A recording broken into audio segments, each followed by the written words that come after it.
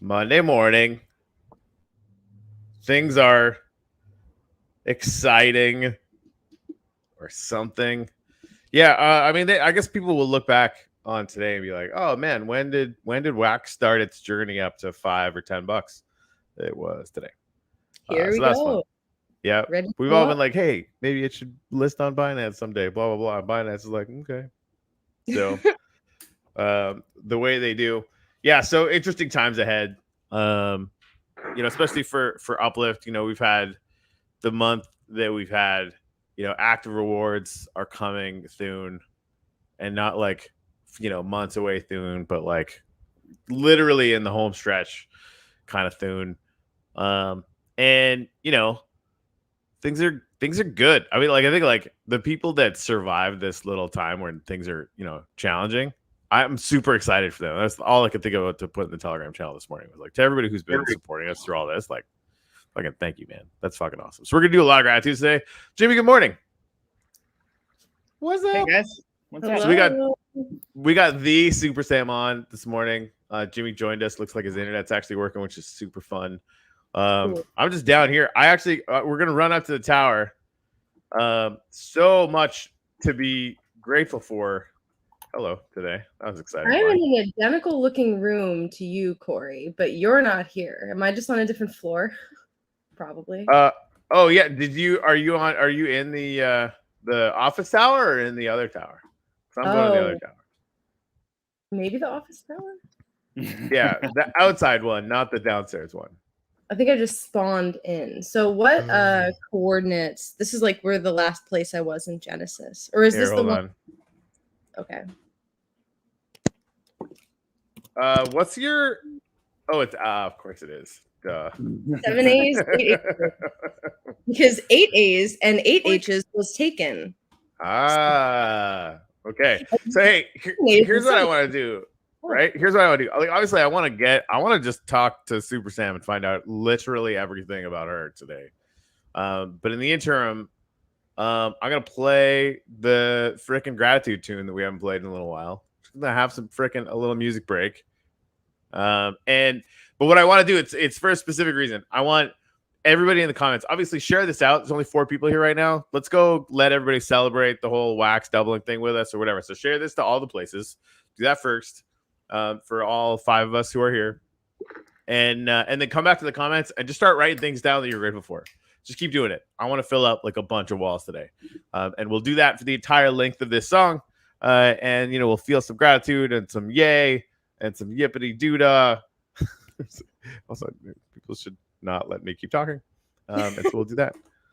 Yippity doodah. I know, right? It's all about that yippity doodah or something. Anyway, so yeah, guys, please share this out. I'm going to do the same thing. And then I'm going to start writing some gratitudes down. Please write down as many gratitudes as you can think of in the comments. I want to spend the rest of the show putting them up there just because it seems like a good moment for it.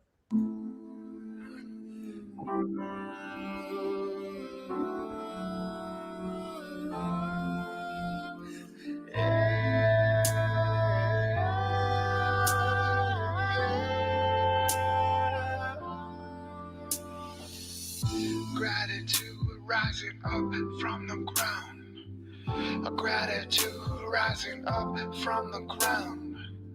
A gratitude rising up from the ground. A gratitude rising up from the ground.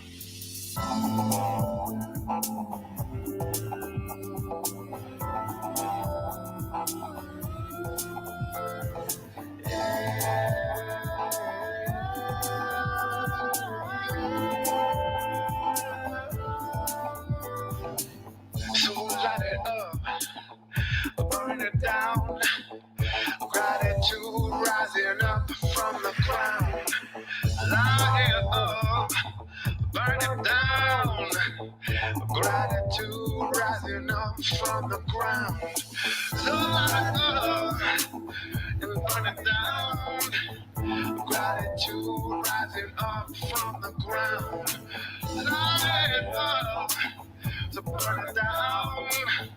Gratitude rising up from the ground. Light it up. Oh, light it up. Oh, light it up. Oh, light it up. Light it up. Burn it down.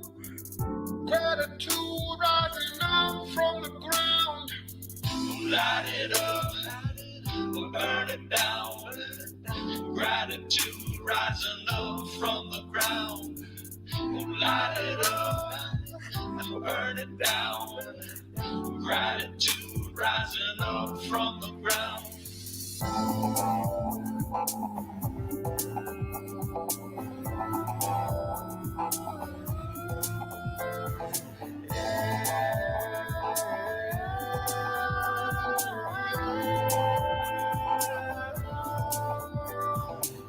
So light it up, burn it down. Gratitude rising up from the ground. Light it up, burn it down. Gratitude rising up from the ground. So light it up and burn it down. Gratitude rising up from the ground. Light it up, so burn it down. Gratitude rising up from the ground.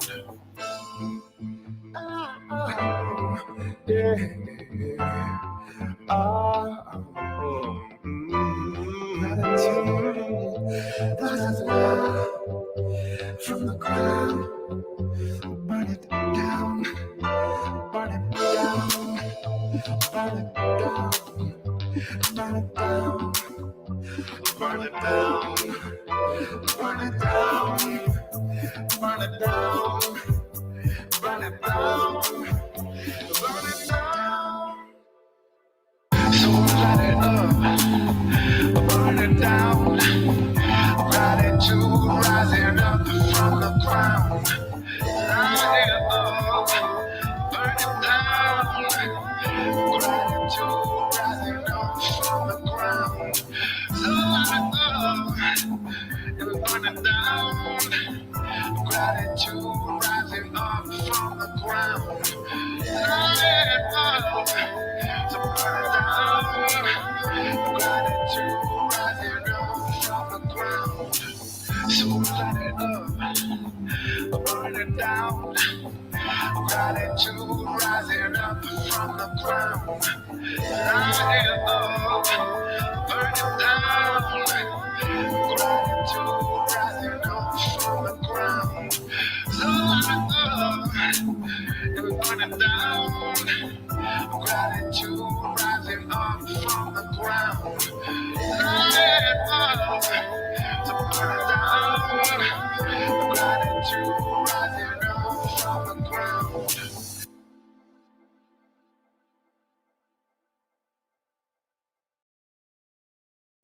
Yeah. Let's I start again. cannot say how many times I've played that song from my Telegram. Like, I don't know if you could tell, I was trying to keep it chill while I was like nodding along. I like jam out to that song. Never keep it chill. No chill. Chill is so lame. Anyway. But it's a Monday morning chill. Dude, right. It's Monday morning. That's true. Okay. Yeah, but like chill is relative. Relative, yeah. I don't know. You're probably right. So yeah, thank you to everybody who's right now in the gratitudes. I just realized like this whole one right here, I think I need to keep for something. We got this one over here. We'll put some gratitudes up over there. So let's maybe start. You guys do some gratitudes. We'll fill this up. And then I'm actually gonna fill this out today because I'm fucking feeling something today, and I gotta talk about it. In this gratitude monument right here, this one. Oh, you guys can't see shit. I'm not sharing that. That's one thing at a time. I'm like just saying words. Yeah, this one. I'm stealing this one. It's great. It's great to be back. I mean, yeah, I really miss this kind of stuff when you forget to share your screen and you just talk. I like it. Yeah, I mean, it's almost like when like we haven't had doubled up audio to start the show in weeks. Like I feel cheated. Fair enough. Anyway, hold on. Let me get to these grats. I had a conversation with a friend of mine yesterday, and it took me like 30 minutes to realize that there was like a 45-second delay because I'm so used to it with you. It's like, oh, it's good. Man, I didn't even know TC pinch hosted NFT game day. TC, thank you so much for that. Yeah, he was in the channel, and I was like, hey, dude, like, you love these guys, you love what they're doing, jump on. You know, I love having TC on the channel. It's always good. He's got a great perspective, so it was super right. Fun. Yeah, that's awesome. Helped me out a ton. It was quite the challenging day. So it's really cool to know that that the show was going on for sure. Grateful. So I just went back up to the top to start getting some stuff down here.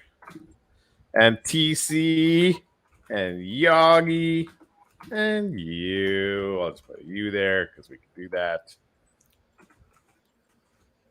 Coach Kid, still one of the best names. I mean, I'm grateful for Wax Pump. Obviously, that is a thing that is going on today. You stole mine. And people you could just do that. Like, there's no rule that says we all can't be grateful for a wee little Wax Pumpination. How many members do we have in the Uplift right now? Like 5,000, just 5,000 gratitude signs. I'm grateful for Wax Pump. I mean, that would be quite the tower. Yeah, we actually have to hold an event pretty soon at the actual Wax build because we got to put a new monument up now. We had monuments up to 30 cents, but I actually put in spots for 40 cents, 50 cents, 60 cents, yada, yada, yada. So we got to go do a new one, which is fun. That is awesome. I love that.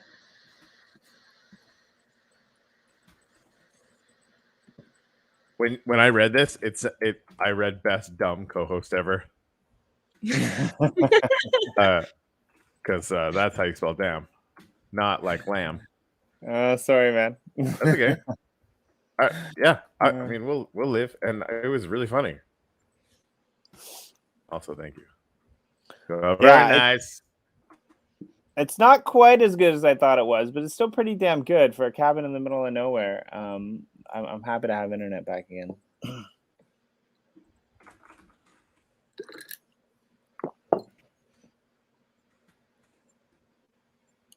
So we're also, hopefully at the end of this show, we'll have a little bit of time left. We've got 3 promotional NFTs that we can give away for Finney because of our efforts. I wanted to do it live because I just like doing it live. So we'll do a Twitter thing. But what's up with you, Sam? I don't think this is a first for me, actually. I always see you in the Telegram. Sometimes I see you in the Telegram and I'm like, wow, she's having a rough day. So I'll go in and I'll try to sugarcoat some shit and help you out. Sometimes I'm in the Telegram having a rough day and like you show up and I'm like, okay, 2 more comments and then I'm going to take a break and I never fucking come back. It's like, tag in, tag out, it works. No, it's good. You're killing it in there and I love it. I don't know how you, honestly, like I don't know how you keep up. I don't keep up. And so like, it's really good for me to like look in there and see like, you know, it's great because like you're really on top of the ball. So thank you like for everything you do. I don't think you hear this enough. You and Callie. It's really nice to hear because I feel like I'm never on top of it. Like I feel like I come and there are like half the messages I've seen and half of them I haven't seen, and it's like hard to, you know, catch up sometimes. But I you know, off the record, I will sometimes be like, fuck, I don't know the answer to that. And I'll be in the middle of looking it up, and then all of a sudden my Telegram will ding and there's Sam with the answer. I'm like, okay, I guess that's the answer. Well, that's what you do before then, I guess. Right. No, you do a great job. And like I think it's really the way that you spin things as well, so that people can understand them is a lot better than me. Which like and I say that like as a person who writes, if I can sit down and I can think about something off the fly, I'm really good. But the way that you're able to just pinpoint the details of what people need, especially with the non-English speakers in there. Because, you know, no offense to anyone out there, I wish I could speak a few languages, even semi-poorly. But it must be like really difficult for some of them to understand what's going on and communicate. But I've noticed that you're really good at dumbing things down when they need to be, and also really good at amping them up when they need to be. So you've got like the whole spectrum of answers, and I really think that that's awesome. Yeah, I definitely try to simplify like complex wording. Sometimes I notice like miscommunications happen and some people are like arguing about totally different things and they think they're on the same page. And I know that they're on totally different pages. So sometimes I'll come in and be like, so you're saying this and you're saying this. And it's like a different, but yeah, it's really interesting. But so I don't think I've ever asked you this question. And if it's okay, while Corey does this, I'm going to ask her some questions. I'll put you on the spot. But how did you find the Uplift? Like, I don't think I know the answer to this. Like, I just one day I remember I can't remember. I think it was the Uplift. You were just hanging. I was having one hell of a week. Like, we had done some release and I was trying to manage like some stuff in this channel and also the Yoshi Drops channel. And like Corey was in there, like he was having one hell of a week. I think he put out some kind of tweet that we were looking for a social manager. And I had a couple of people contact me, which was cool. But then like I contacted Corey. I said, maybe we could look at these people. And he's like, no, we're going to hire Sam. And I'm like, perfect. Right. But like you had been in there for like 4 or 5 days at least, probably longer. I don't know. I get skewed with crypto time. Just like answering all of these questions. Like you knew everything. It's like you were Athena bursting from like the mind of Corey's head. Like it was pretty nuts. Like you knew everything that was going on. And I'm just curious, how did you find the Uplift and how the hell did you get up to date, quicker than some of us who work here? Yeah, so I found the Uplift because all the projects are so connected everywhere. So I started off with Upland actually, just on my browser, and they have like a cool like fiat on ramp for people who are like new to crypto, and so I started there, and then some people in the community, I was talking to people in their Discord, and some very nice people gave me some Upland cards, and they told me I could stake them on our planet. And I had to make a Wax wallet. And that was kind of my first introduction to Wax. And then I got really into our planet, super excited. I was in the land sale and the rig sale, and I got up to, I think, like 40 or 50,000 ether and then an hour. And then what was it? Oh yeah, and then they came out with the announcement that you could uplift your Our Planet lands, and I already had 4 lands, and I was like, well, what's uplifting? What does that mean? That's like an interesting upgrade. And I found this, it just opened a whole door to like a whole project that I didn't even know existed, and I was like, wow, this feels made for me. Like Minecraft, metaverse, on the blockchain, like social exploration and building stuff together in a community. That's so fun. So yeah, I found everything because it was like so all connected. And I guess this is something a little bit about me, is when I find something that I really love, I just don't stop thinking about it. I'm just there like all the time. And when people ask questions, I want to answer because I'm just so excited to talk about it. So I guess that's a little bit of maybe what you were seeing, is I kind of turned into like a mod without actually officially being a mod, just by like answering questions and stuff. Because it was just so fun to talk to everyone about Uplift. And I mean, I started by asking a million questions, and then I was able to answer a million. So, hey, I have a question for you. Because I just want to be all over the place. I'm the beauty about having you on the team is I get to be me, which is like the polar opposite of you. And like I'm like, you're like straight and narrow. You know what's going on. Like I'm like loopy out here. What's happening? What's the name? You say you're loopy? Yeah, very loopy. So that's what happens when you. Anyway, so I have a question. If you were to like, I don't know. I don't even know if I know the answer to this, but like, depending upon the decade you were born, that would be the generation that you were in. I'm not quite sure. Like, are you part of Gen Z? Are you part of Gen X? That's the what question. generation?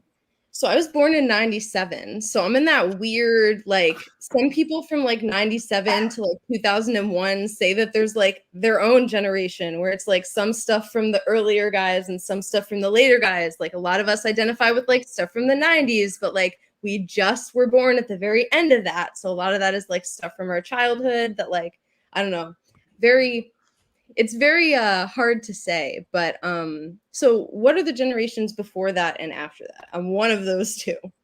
Okay, fair enough. Yeah, like because we sometimes have this conversation with Miss Teen Crypto, and she's all about the uplift just because she's like, that's like Gen Z's game, right? Like it was kind of created with Gen Z. So I was kind of curious about you, like was Minecraft something that you used to do when you were younger, or like is this kind of all new to you?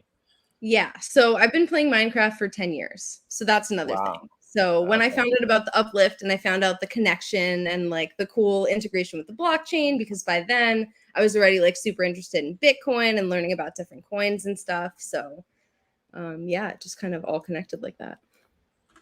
That's a nice gratitude wall. Ooh. So just I'm gonna run through this. We've been doing some work on some stuff. So I'm grateful that Blue Deck is real. If you don't know what that is. That it's real. You can wait. It is. It's not an if. It's very much happening. Okay. I'm grateful for MBlue generally and for the Blue token. I named it the Blue token because he did that to Yoshi, and I think I'm funny, and because he deserved it to be immortalized in this way, and because I like the color blue. Mm-hmm. I'm grateful for Nathan and Brent. Nathan is doing the coding for it. Brent is doing the design for it. And the design is so beautiful that it's fucking stupid. Makes no fucking sense. People are going to like this just because the website's going to look fucking glorious. It's like, that's such a non-superpower for me that working with somebody like Brent that can just make stuff like that, it blows my mind. I'm grateful for NFT Insider. First conversation I had with it, they took 3.5 seconds to say yes to partnering up with us on it. I'm grateful for Our Planet and Aether. Talk to Bonds. Aether and Prospectors BGL are going to be involved really, really early on. I'm grateful for Wax, without which, we wouldn't be having so much opportunities we are right now. And yes, I'm grateful that Wax just doubled. Although legit, I think it's just the start, which is a little bit scary, but also amazing. Blue Deck is actually designed to force Wax to moon, but that's a longer conversation. And if you're curious about why I say that, look at what happened to Binance when it went from being a market coin at 16 to a DeFi coin at 600.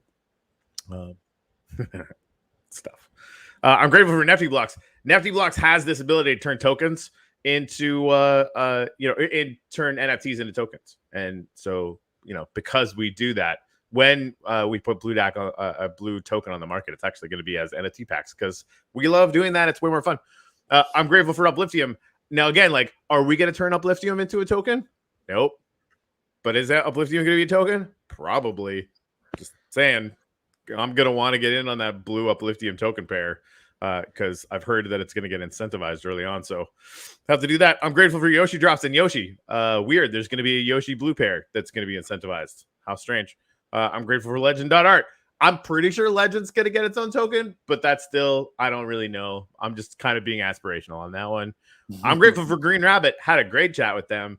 There's going to be a Shell blue token pair like real early. Grateful for Alien Worlds. I haven't chatted with them yet, but I'm just going to do what they always tell us to do and just do whatever the fuck we want to add value to their ecosystem. So we will. We're going to lock up a crap ton of TLM. Grateful for Ken Bozak, who's decided to tokenize. And that's going to work out well. Grateful for Kate. They're actually doing incentivized liquidity provided LP token stuff now. And so I'm excited to partner up with them on it because they're the first project that actually was doing this at kind of a really fun scale. So being able to work with them to make this ecosystem really sing is going to be a lot of fun. And I'm grateful for Taco. I don't know if you guys have used the Taco app or have the Taco token, but they're fantastic. And so this is just a small list of all the projects that we'll be launching with us when we launch. Very cool. And it's pretty fun. Anyway, so yeah, we're going to, the Wax is mooning now. I think we could 10x it just with Blue Deck. So. I mean... Is that crazy? Yes. No. I'm happy, but like, why the hell did it take so long? But at the same time, I'm kind of glad it took this long in a way, right? For Wax to start mooning. Yeah, well, we kind of got to stack a little bit more, right? Like we were up pretty high. you know. Yeah, I was asking for it to take as long as humanly possible, and then it did. So there's that. By the way, this skin is freaking baller, sister. I don't know what's going on, but like, thanks. I made it myself. cool. Wow. Grew it myself. Yeah. All right, I was hey, like come a do spider it. with a halo. Yeah, that's super weird. Come do a selfie with me over here. And where are you? I'm looking at the over by Blue Deck. and it's turning around. There we go. Also, I don't think we got a gratitude up for you, and that is unacceptable. Oh yes, I need to do one. I am grateful. Oh, I'm in the wall. Boom. There Whoa, crap. Hey, could you stand on the other side of me? On the other side of you. Yeah. Why am I lagging so much? Oh my goodness. I think my computer is overheating or something. Oh. Boop. Am I there now? Yeah, that's good enough. There we go. Awesome. Thank you. Woo! It kind of reminds me of that. I don't know why, but like it reminds me of what's that remake movie, Lost in Space? The new kind of robot dude that they recreated for Lost in Space. Have you seen that? He's got like a blue face. It's alien robot. He has like a blue face, and he's like super friendly, and he saves the child, and then like he gets. Basically, his mind gets polluted by this woman who wants to like take him over, and when he gets angry, his face turns red. It reminds me of this weird kind of like, I don't think I would ever want to see you angry. I think you're a really kind person, and that scares me. People see my skin and they're like, "Wow, that's like a crazy skin." I can vouch for that. I'm pretty nice, but when I get angry, it's not good. Yeah. Yeah. So what was the first thing you ever built in Minecraft? And can you replicate it inside the Uplift? I mean, probably. I was always the big Minecraft player who like made a little hut and then spent like all the time mining in the ground because I just find that so fun. Like I love the act of like finding a pocket of gold, finding a pocket of coal, and being like, yes. Like you hear the ding when you get the like experience points. In terms of things that I've actually like taken time to just build, I built this like semi-modern like giant glass house. It was like sideways. It had like wood and glass, and that was pretty much it. It looked kind of cool. I don't know if I could rebuild it. I am trying to find new cool things to build. So if you have any fun inspirations, let me know because I'm always looking for new things. I have 10 plots and 3 ideas, so I need more ideas. I think we should have an idea competition. Yeah, I mean we that? talked about this a lot, and so we've got. I was gonna say there's. Sorry, I'm processing too many thoughts at once. I absolutely love the idea of having a build competition for sure, because it like, and it's nice to see people starting to ask like how should they start building or whatever, like what we kind of recommend. I'm like, well, like working backwards from active rewards being on in the not too distant future, you get upliftium and or wax when that stuff turns on, when people travel on your land. So make people come to your fucking land. I mean, that just be like, it seems like a pretty simple equation, right? And then you can see the people that are holding events where people are actually hanging out. I mean, that's I think where all the marbles are going to be, right? And like some locations will get lucky, and if you can give people a reason to stop by, blah blah blah, right? There's going to be all sorts of variables. But I actually started buying up land all the way around the corners, in a couple different maps, just because like I think they're destinations or they're going to fail anyway, right? Like because they're going to be pools, where people spend the most time is where people are going to be making the most money. And I think the gamified plots, the galleries, the people that are building events where you're encouraging, 50 to 100 people to come to your land on a given time and incentivizing that and like making it a really fun thing. I just can't escape the feeling that those are the people that are going to, do the best. Yeah. I just got to figure out how to do something like that like 10 times, you know? Like I feel like I have 3 solid ideas so far. And I need to Or make find 9 people with 9 other good ideas. Yes, I want to whitelist people too. That's a Right. thing. But There I you go. need to figure out like which plots I want for which things. So I need to do Right. a little bit more thinking. But I definitely want to whitelist people on most of my plots because I also haven't uplifted my Boar Ballast lands yet. So I still have 4 more lands. I'll have 14 plots. I can't Yeah, build 14 things. I gotta uplift some stuff too. And now, I mean, there couldn't be a better time to do it than now. Oh my God. I actually bought Aether this morning.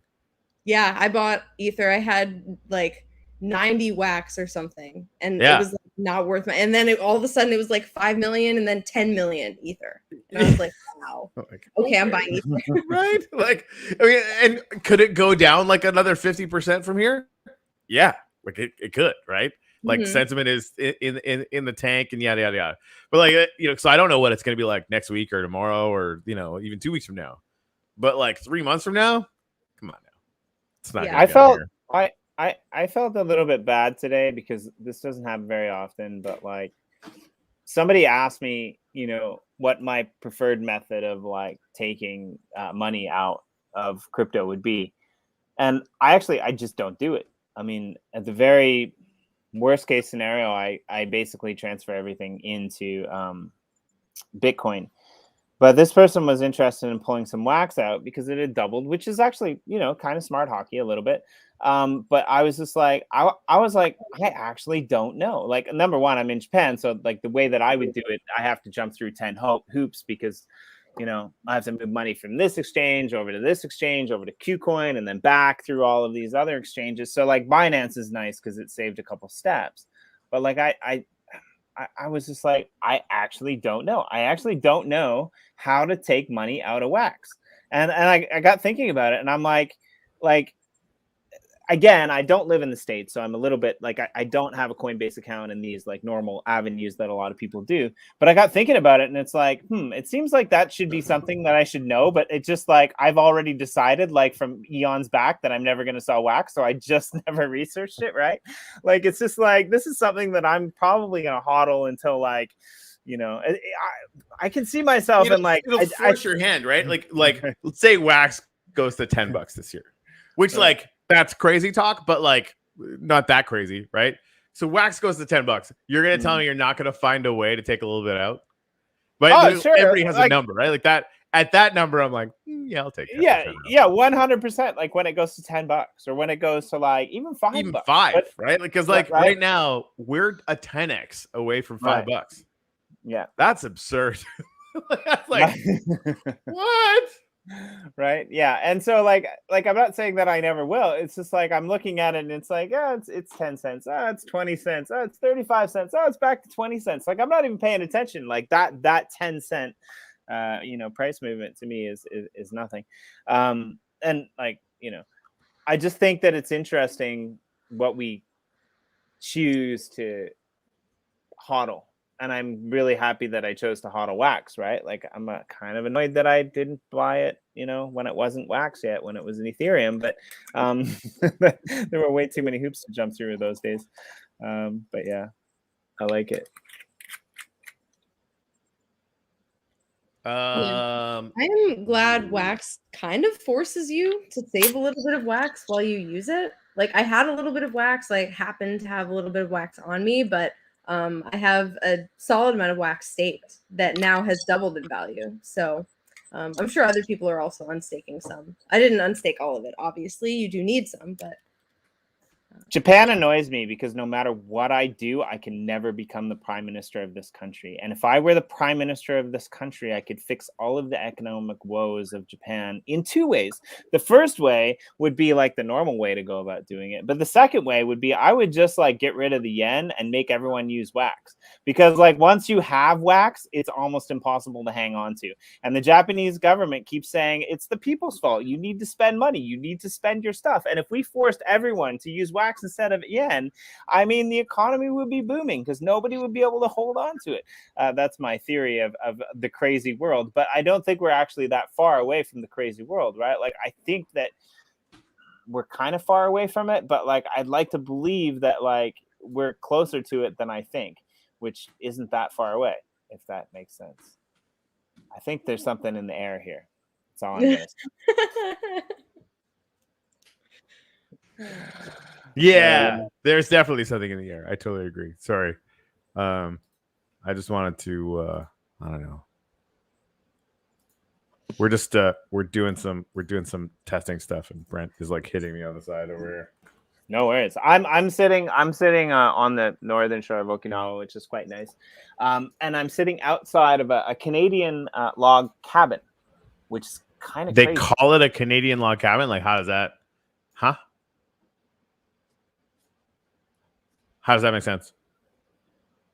Did you freeze? Did he freeze? No, sorry. The logs are imported from Canada, and it was They built... actually brought the logs from Canada. They don't have any fucking trees in Japan. Yeah, right. I mean, don't get me wrong. I'm all for it. Like, yay to that. No, I guess. it's a horrible idea. Like, having a log cabin in the middle of a tropical island is like the worst idea ever.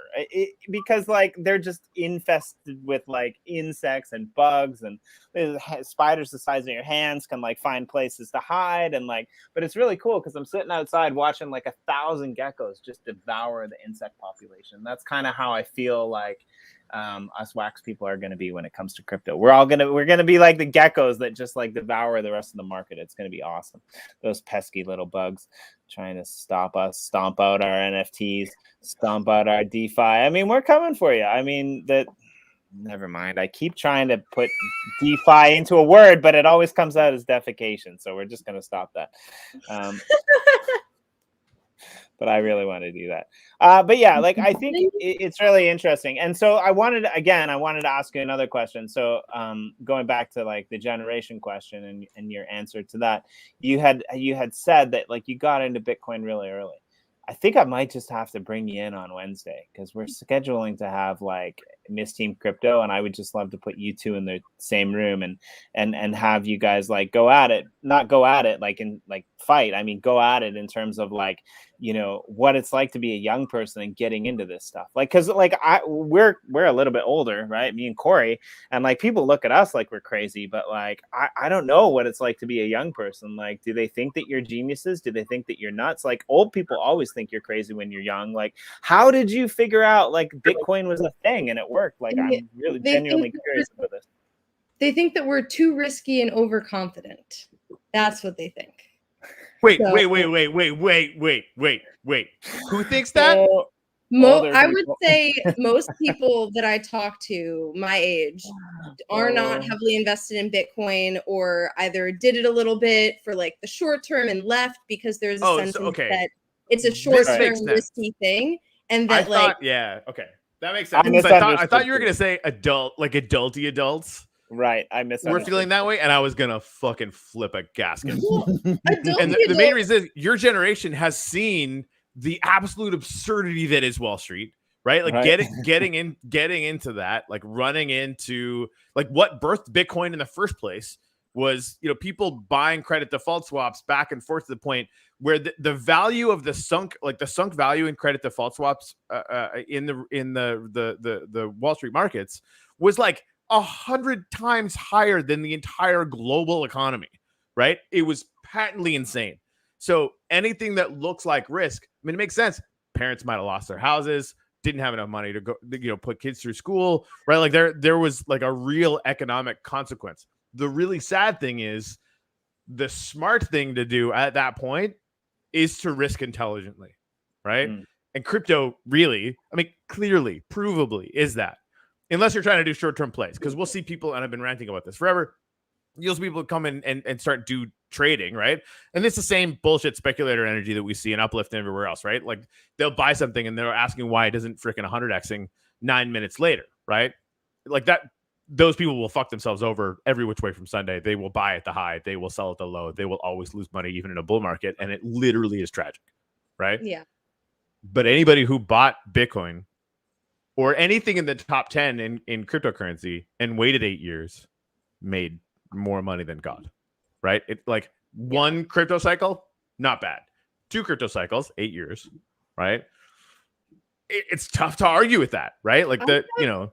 I know there's definitely a lot of history there. I think I maybe don't know enough to explain why it would keep going up, like why Bitcoin would keep going up. Because I talk to a lot of people and they're saying like, oh, like what goes up must come down and it has to come down eventually and it has to keep going down. And it's just going up now because everyone's hyped. Right. There's zero evidence of that. Here's right. Yeah, 0 plus. I mean, now here's what there will be a massive leading indicator if that happens, right? People that are just talking about like they'll talk about tulips and they'll talk about this, that, and the next thing or whatever, right? Like, as far as must. Right, as far as like hype cycle. Yeah, I mean that they can't prove that, and they just heard that from their fucking idiot uncle who thinks that a 401k is a good idea. Okay, right? I mean, we have that chat in our house too. Like the eventually, like I'm building for myself, right? I'm building like an actual like real dollars retirement income, and it hurts me because that investment is so fucking terrible. I'm only going to make 15% a year. Like it's literally like I feel like I might as well be fucking putting my money in fucking peanuts. Like it doesn't mean anything, right? Right. But you gotta, right? Like risk analysis, right? Like my whole thing with risk is just do everything. If you're wondering about it, do everything, all at once, and spread that risk around. And then at some point, some things will be doing a little bit less than others, but some things will be doing good, right? So like all of that to say that with Bitcoin, and anyone can track this, if the number of active wallets is going up and the number of transactions month over month is going up, the price of Bitcoin is going to go up, right? Yeah. And it's not complicated. Supply and demand is literally what creates price. If there are more people who want exactly the same amount of free Bitcoin, they're going to pay a little bit more for it, and the price is going to go up until that matches and levels out, right? Now, we see these cycles all the time because there's no regulation on the Bitcoin market, and therefore, like hype, that energy hypercharges these markets to the point where you see those gigantic rises, and you see them very predictably around every 4 years. There's a lot of delta. There's a lot of variability in that, but like the large scale in it is that you can more or less count on that. And the reason is, again, the number of active Bitcoin wallets is always going up, right? And this is something you can track. So that it like even if nothing changed, there would be more scarcity in the market, right? And again, that mining thing, like there's Bitcoin that's getting minted all the time through this mining, right?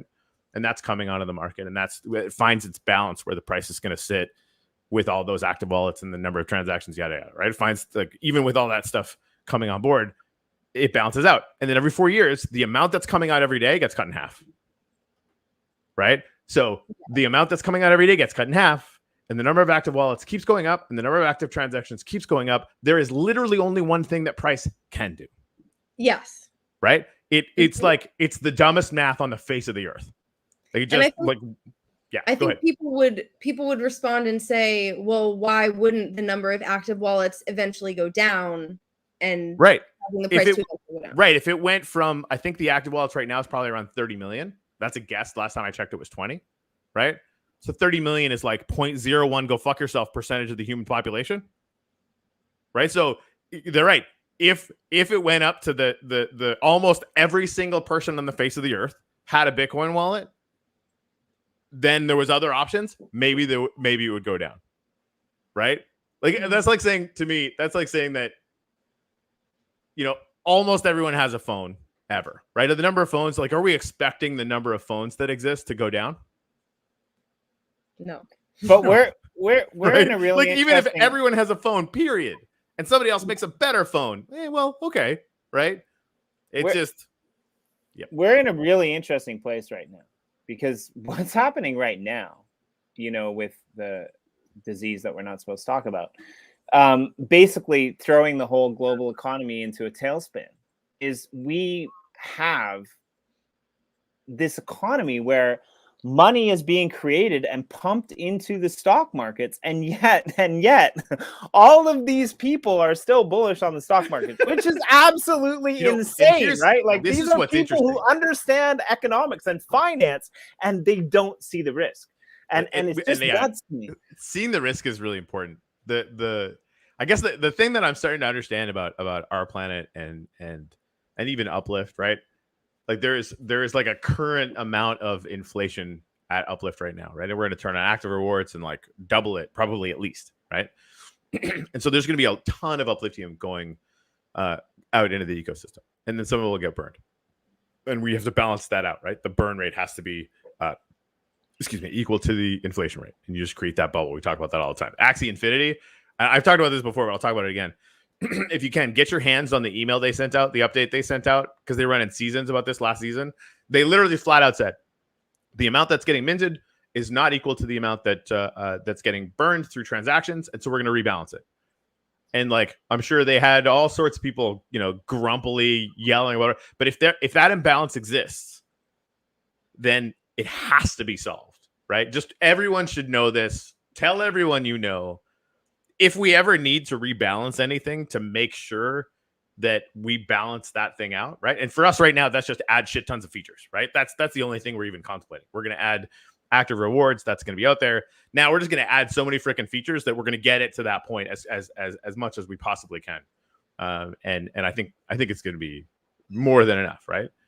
But we'll do whatever it takes to rebalance it down the road, like ruthlessly, because Upliftium has to succeed, obviously, right? And we can do that. So it's just going to be, that part of it's going to be fun. The whole reason why I'm ranting about this is Wall Street is not different, right? Like, they're constantly rendering effectively burnt all kinds of value in the space of dollars, and they're sinking tons of it as well. So it's the biggest thing is like, and I've said this myself, being really, really bearish on Wall Street has never worked. Right. You can do it. The market doesn't care. There's a lot of institutional momentum. There's a lot of belief in it, which, I mean, we all know, having stepped outside that bubble, right? That belief in an economic system is what makes it move. And it's a deep religion. Like, I'm talking to people now that, have run billion-dollar hedge funds and are steeped in that. And it is a religious belief. Like, they absolutely categorically are incapable of seeing the risk the way that we do, having stepped outside the system. They can't see it at all. It just doesn't exist. They think this is the riskiest system. Right. It's a presumption that it will always move forward. And that presumption that it will always move forward is a self-fulfilling prophecy. Right? Like, you have to have some intense shock to the system. Now, I think just about any shock to the system now will cut the stock market in half. Right? And eventually, like, in our lifetimes, if not in this decade, we're going to see that. And who knows? I just hope that cryptocurrency has enough momentum that it manages to, be decoupled from it. But we'll see. Again, another really interesting parallel is Japan, because, like, if you look at what's happening in Japanese economics, and look at my balcony, there's a cool white cat staring at me. I'm glad it's not black. Anyway, he just came out of nowhere. Random, and I like it.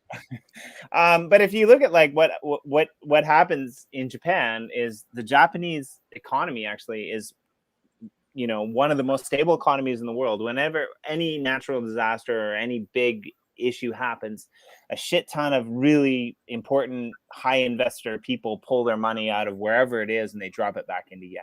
And there's speculation that if there was ever a massive earthquake in Tokyo, that would actually impact the global economy to an extent that we haven't seen before. Maybe not. This was before COVID, so I'm not sure about that anymore. But like, because the Japanese would pull all their money out of other countries to rebuild the capital, which is stupid, because if your capital is destroyed by a massive earthquake, you should probably rebuild the capital somewhere else. I'm just saying. But like, what happens in this situation is that, like, the Japanese, they manage their currency so well that they've actually bought up ridiculous amounts of their own stock market. The Japanese economy is actually more nationalized than the Chinese economy. Now, how's that for free market capitalism scare, right? Like, it's absolutely insane, it's stable. So you know what this is like? This is like, because we now have these microcosms of economy now, right? Which I think is going to help us all to understand the macro economy a lot better. This would be like Uplift going in and, like, we can't do this for a number of different reasons that are all fucking lame, but it would be as if we went in and just started buying up our own land. Right now, that's where I was headed. But yeah, so this is the thing, like, it actually does stabilize it, So you're basically reducing the amount of available land in circulation, right? And that's what they've done as well. Now, granted, like because hopefully their economy or their stock market doesn't work like Wall Street, because what Wall Street would do then is chop up the rest of it and make it so much more available, and so that all the inflation that's going out there could just get dumped into that, and then they just pile the house of cards higher and higher and higher.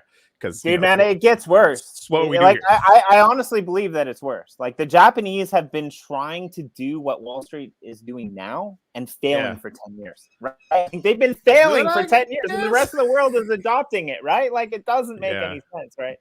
And so, like, but that's the interesting thing, right? Like I buy land in the Uplift, but I don't do it with company funds. I do it with my own funds. Oh, it's me too, right? Like I looked at my land value this morning. I'm like, oh, hello. Yeah, we've been buying the whole time, right? And that my whole thing is I want to make sure that I am constantly under the same economic pressure to make this an amazing experience for myself as everybody else, right?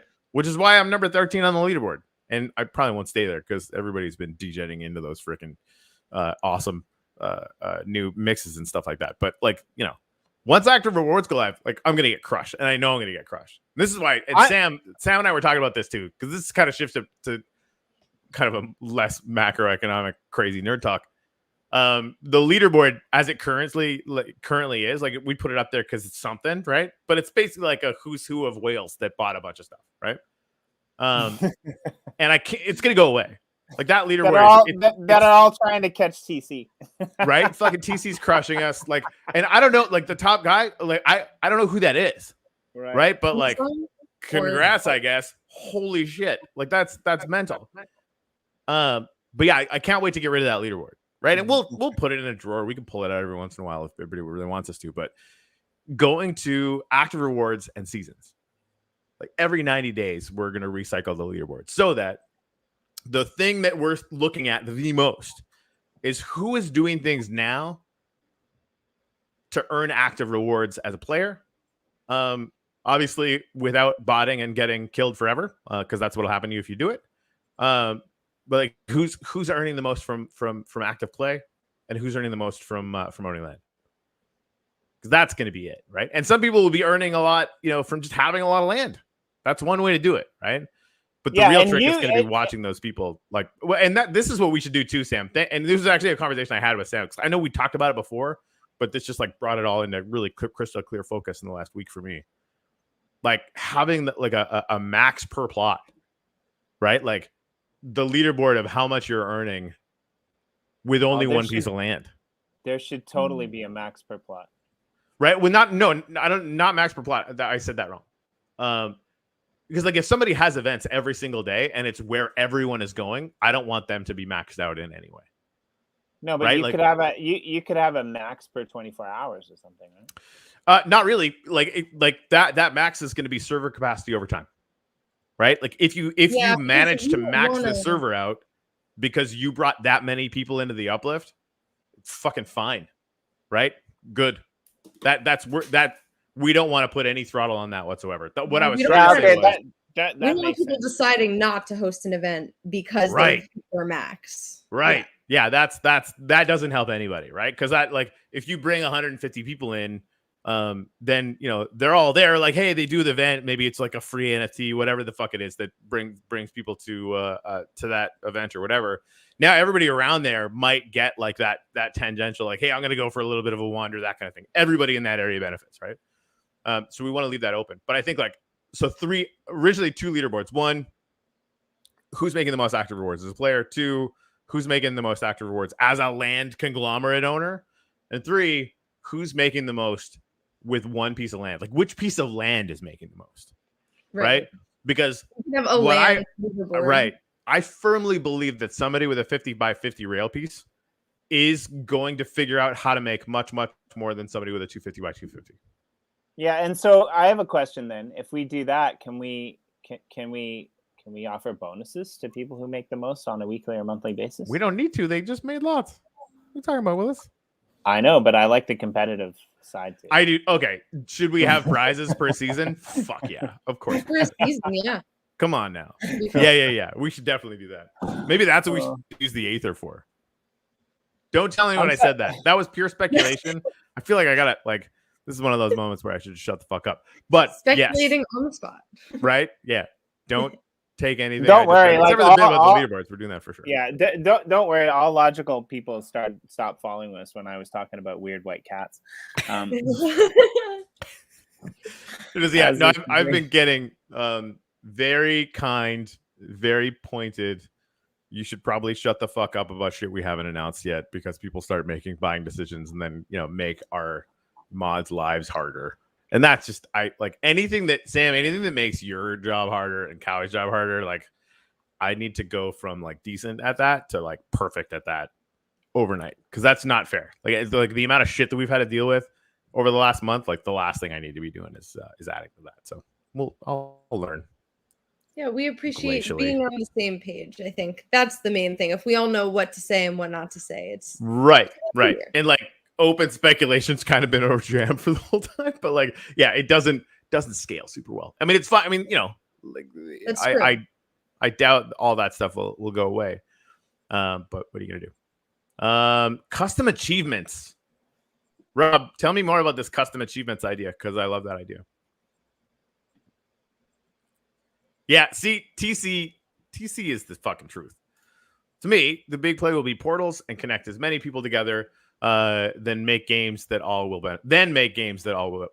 benefit, right? So you create a network, you create a reason for people to come and use nodes in that network, and network effect times people equals money, right? And that's really our job at Uplift. The way I've seen it from the beginning is to create an incentive structure that rewards people doing things together over time, right? And like the mining stuff is out there because we didn't have anything else to do at the moment, and we're like, fuck it, let's launch some miners because we can. It gets uplifting going out there. We can test a lot of cool shit. You know, that's what that was for, right? So like that passive earning thing, people are kind of used to it, blah blah blah. But it's never been the point, and it certainly isn't now. So Jesse, when saying land, does that imply rail land too? Like, so I'm Canadian.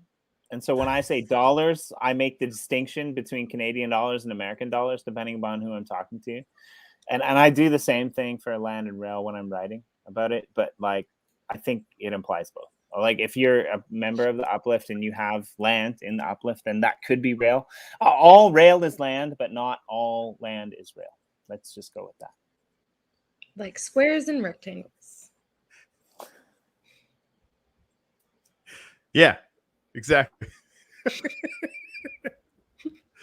Or, and I don't want to step on that amazing description. Yes.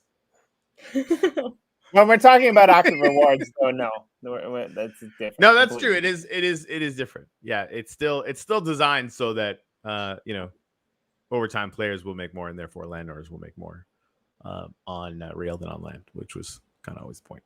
Create the corridors of condensed activity, which I mean, we don't even know what that's going to look like. Like I have an idea, but like we don't really know, right? Like we're setting the boundary conditions on this based on some good theory, and I'm like fairly certain that it's going to work out more or less the way we think it is. But I'm much more excited about what we don't see coming, because it's going to go epic in some weird direction that we can't see yet. There's a couple other announcements that I kind of want to make as well. Go on. So I had an interesting meeting with, a get together. Wasn't really a meeting, but an interesting get together with TUB,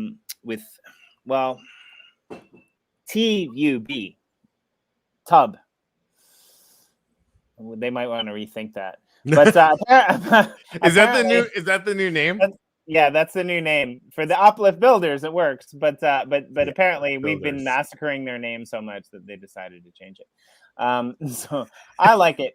Anyway, they're going to fun. That's just like, it's adorable, right?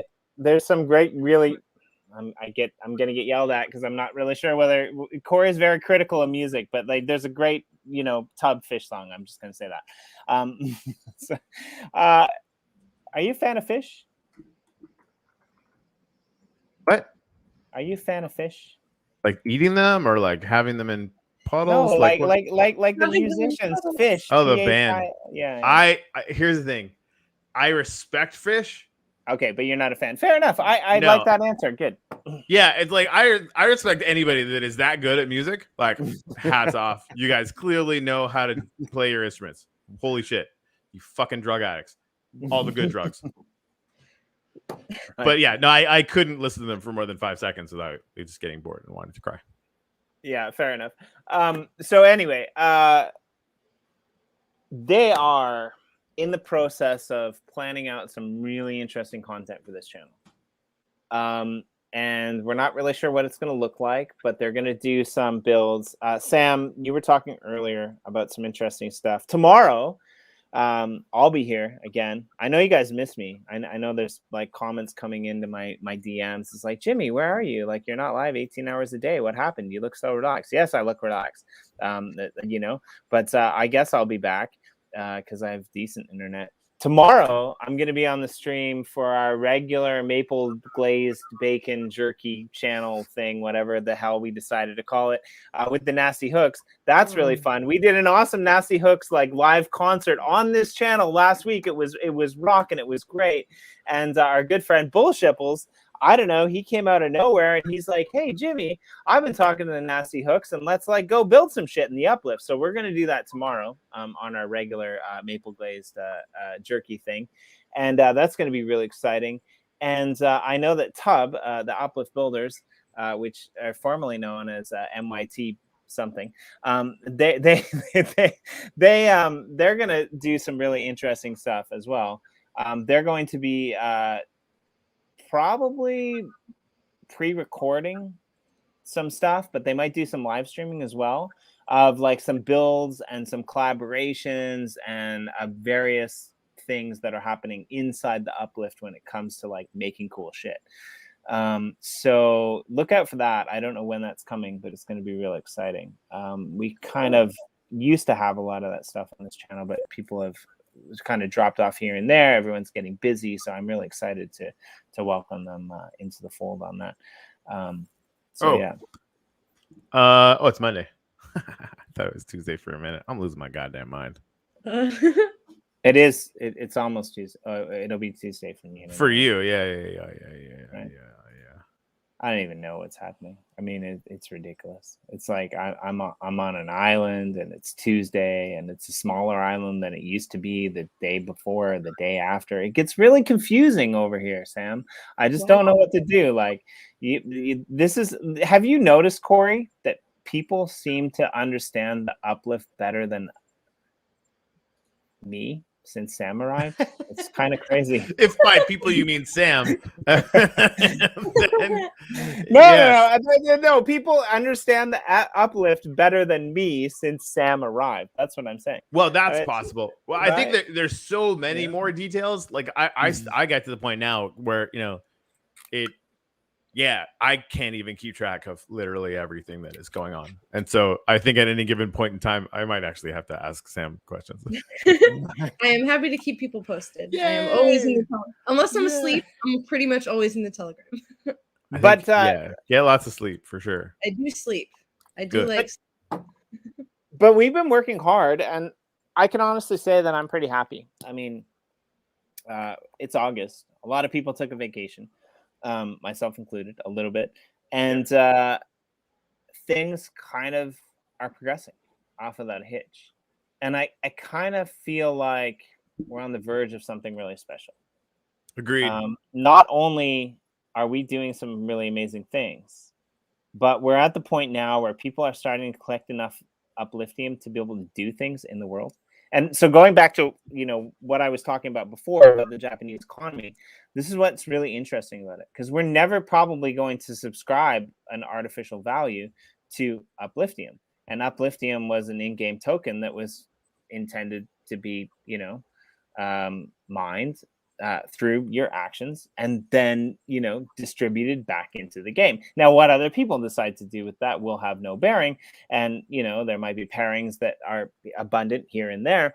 But the interesting thing is, as long as people are actively playing and actively using this Upliftium to enhance their plots, then, I mean, it's kind of like everyone having the same advantage of the Japanese government to be able to just buy up all the stocks and bonds. You can like buy up all the wall space on your plots, put up some really interesting posters there, get people to come into your game. Imagine this, by spending Upliftium, you can actually attract people that will give you more Upliftium and probably some other things as well. I mean, if that's not like the economy that we all want to live in, I don't know what it is. This is the fucking thing. Active wallets times number of meaningful transactions. I don't care if you're Bitcoin or Upliftium. It'll be the same exact math. Right. Right. And if we, cap inflation of Upliftium and only add it when a definitive matching number of humans join our ecosystem, wink, wink, nudge, nudge, then the number of features that we add and the number of times that people are coming in world, like we're envisioning a very balanced system, and we have been from the beginning. Does everybody understand that? No. And no, I'm not going to walk everybody through it because I can't. But like, we don't talk about much else. Like, this is what we've been building the whole time. Some people have understood it. Some people just believed in it. Some people didn't. Okay. See you in 6 months. Because it's going to fucking rock like crazy. Like, it really, really is. Axie Infinity did $1 billion in sales. Jimmy, you know how much of it was secondary market? All of it. All of it. Every bit of it. What? That's fucked up. It's really fucked up. That's where we're going. That's okay. awesome. Usually it's you that says stuff like this, but fuck it, I'm gonna say it. Because you said it. I'm just gonna steal it from you. But let's pretend that it was me, so that you're not always saying everything. Thanks. No, you said to me something really interesting a couple weeks ago. We really do have a rock star team, and these people spend 18 hours a day thinking about how to create the best experience possible in the Uplift, because we like being a part of it. But at the same time, it's like being a professional hockey player and getting paid millions of dollars for what you love to do, right? But it's not really, because we aren't getting paid millions of dollars, obviously. But hopefully someday. But fuck no. Like, but most of the people that are on our team, if they dedicated that time and energy to playing with the space, they would make really good money. And yet they spend to choose their time coming into the Uplift and having conversations and building something for people to enjoy. Now, what does that tell you about like our ecosystem and the people who are creating it? It's and really, like, amazing. we're selecting for that. You think it's like it's not on purpose? That, when the speculator energy shows up, we not only don't acquiesce to it, but we run in the opposite direction. That doesn't help anyone. That doesn't build anything, right? And there's always going to be speculators. I was one for a long time, but they can come in and play, but by our rules, not theirs. And that will always be the truth, right? But the people like TC and Yagi and everybody else on here who's in there building and thinking, how do we make a beautiful ecosystem for people to come and experience the metaverse? And they're, at the platform level, we're thinking, okay, how do we create the initial boundaries of the incentive structure that will, of course, adapt and of course change, period. We're building this on the fly. We're learning about it. Like, expect change. For fuck's sake. I don't know how many times I have to say that, but just tell everyone right? Like, things will change to make sure that we balance this ecosystem out ruthlessly whenever we have to, right? But that'll just be so that platform actually exists, so that people can turn this ecosystem into networks of people having a blast and earning while they play. Which is like, we get to fucking wake up on Monday morning and talk about it. Are you shitting me? Like, what? Huh? That's where it is. And the wax goes to wherever it's going to go. Upliftium goes to wherever it's going to go. None of that actually matters, right? Because we can't control that. So fuck all that shit, right? What we can do is just follow TC and what he's doing with his team. I'm saving up Upliftium for buying portals. I'm connecting a bunch of pieces of land together and then making a bunch of games on those pieces of land.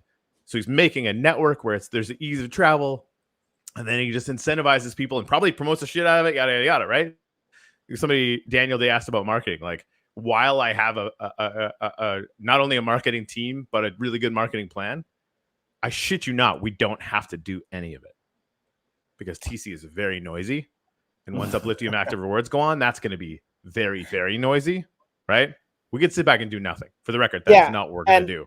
But like, I will echo the this fact is going to be noisy on its own. Marketing team, like our marketing team is like it's pretty good. Our marketing, we could sell our marketing team to like some top companies in the world. That's like, and we are growing. Yeah, they're really constantly growing. It's true. This is the plan. That to sell our marketing team? No, fucking don't do that. No, I didn't say that. No, be all alone. Don't sell our marketing team. I'm sorry. We're screwed if it's. I was thinking about that other thing. No, if it's just you and me doing the show again. I mean, obviously, like marketing, like we spend an hour a day marketing, right? Like, technically, that's kind of what this is. And my whole take on marketing has always been promote other people, and then your shit just gets promoted by the wake that you create, which has been working pretty good. But so much content is getting created inside the Uplift. Like, postcards are a bit of that, right? Like, we're planting seeds with the postcards, which I think is, we don't really know exactly what that's going to be like, but 6 months from now, everyone's going to look back and go like, those postcards were fucking legit. I'm like, yep. Like, I guarantee that'll happen. Even though I don't know exactly what that's going to look like. Doesn't matter, right? Like, that we're promoting people's builds, which I really love, kind of including them in the blockchain, which I really love. And that creates a lot of noise. The stuff that you're doing, talk about the builders stuff that you're doing on the blog, because I think that's a huge part of it, right? Like the uplifting the people that are building, the TCs and the Gregs and the Sams and the Yagis and the Sujis, who's like OG crew with this builders thing that you're doing is really cool. Yeah, they keep getting a little bit more extensive and they're pretty awesome. So I'm adapting a bit as we go along, but I came up with a series of about 8 to 10 questions that I ask people. Similar questions to what I asked Sam at the beginning of the stream. How did you find crypto? How did you find Uplift? And then we just get them showcase their builds. And the one that I'm working on now is ridiculous. It's from probably one of the oldest people in the Uplift before it was the Uplift, a good friend of yours, a good friend of Greg's, a good friend of people who stream on this channel, and she helped me. Actually, she built me my first house in the Uplift because she just saw bed and the elements. She's actually a real world artist, and it's ridiculous the amount of stuff that she's put together. We did a feature post on Yagi, who's the person, if you've ever seen those videos popping around on Twitter with the little Y mark, those are all him. That guy is brilliant at what he does. He puts together these streams that showcase these builds in kind of this weird 3D. They're so good. And he puts music to them, and he's just got that stuff down pat. It's really amazing, right? And so we're showcasing all of these builds. So if you're out there and you're listening to me, well, just stop for a little bit. It's okay. I'll forgive you. And get in touch with me because we want your awesome builds on that blog, right? For the 14 people, it's crazy because the more we ramble on, the more people join. I don't understand this. This is like my wife doesn't understand it either. She's like, you've been talking for 15 minutes. I'm going to bed. And 2 hours later, I'm talking and we actually have more people watching. I'm really not sure what happens here. Anyway, upcoming very soon is Jimmy's Quest. The answers to get the Jimmy token are probably going to be in the blog. So go read them. There's the Jimmy token? Well, no, there's the Jimmy. There's the Jimmy Uplifter quest token, right? Oh, sure. Oh, dude, you can't fucking do that to me. Yeah. Because now I want the Jimmy token. You just slap my DJ in the face. My inner DJ is just because I would own Jimmy token. I just I want to own it. Do I know what it does? No. I have no idea. We should create the Jimmy token and then not you. You know what? You no, hear me out. I got something really good. I'm literally fucking muting you right now. Goodbye. Okay, so here's what needs to happen. Jimmy, stop listening. Just like take your headphones out. Don't listen to this at all. He does it. I love this guy so much. Yeah. We need to make the Jimmy token. Make like 1,000, like not a whole lot of them or whatever. Totally create our own tokenomics around this, just to honor Jimmy, just to like really make his heart explode, and then all wail into it. But we can create. Who knows? Like we're all degens here. We can figure out something to do with the Jimmy token that'll make it legit. Okay, Jimmy.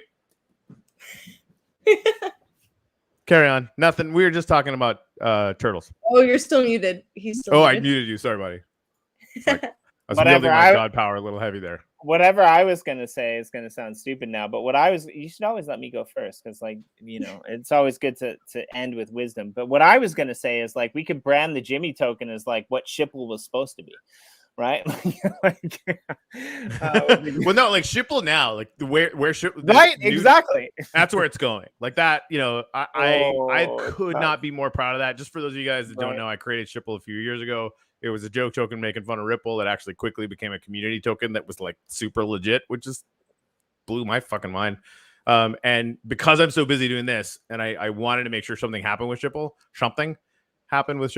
I gave it away. Like I gave it to the core team, Bull Shipples, and Greg and Sue was part of that. Like all the major meme creators, I just gave it to them. Okay, here it is. Take all this stuff, bring it over to Wax though for sure, and see what you can do with it. And what they've done with it is amazing. It's going to be like a charity community token. Just, Are you there, Sam? Really. Yeah, I couldn't tell if you were both frozen. Okay, yeah, I'm still here. Corey's glitching out. Sometimes that happens. I think it when he transcends like the 3D reality with the 4D reality. Jimmy token. Right. It's doing a little space and time travel action. Right. Yeah. He's back now. How was space and time? How was visiting all of space and time? It was good. I've been there before. Ayahuasca is amazing. Everyone who has a very stable mind should try it at least once. But yeah, no, that's exactly what that was like. I have one more announcement that I need to put out there before we drop off the stream. And we're gonna have to do a tweet about this, or Sam, hopefully you can help me promote this in the Telegram channel somehow. One of the beautiful things about Sam, Corey, I don't know if you know this, but Sam, she sends me random ideas that like she asks if they're okay, and I'm at the point now where I just kind of want to like put like my copy and like into the text so I can just I need a seal to say like better than okay. I don't know what that is, because like all of my images don't express how good Sam's ideas are. I'm just going to say that right here on the stream. I mean, yep. Thanks, Jimmy. No, I'm not. I can't argue with any of that. Right. An image was worth 1,000. Like an image is worth 1,000 words. Hey, but like five of Sam's words are worth 2 images. That's a good point. Right? That's a good point. 2 images. I love that. A funny analogy. So, can I show you guys what I think has a very real probability of helping Wax to 10x from here? Is that the blue deck that you were 7.5 seconds? 7.5. Oh, that's background. Damn it! I wanted something foreground. Background is dumb. Please hold. That's fucking anticlimactic. Overlay is what I wanted, Jimmy. Overlay, which would block our face parts. Talk amongst yourselves. Face parts for 10 seconds. Or 5 seconds, maybe 2 seconds. Just look at this. Oh, bananas are. What's going on bananas there? Are good. Bananas are good. Sorry, Sam. You're in. I don't know what I'm looking at. I've got something really important to say, but I can't be overlaid on it. So there we go. All right, sneak peek over. All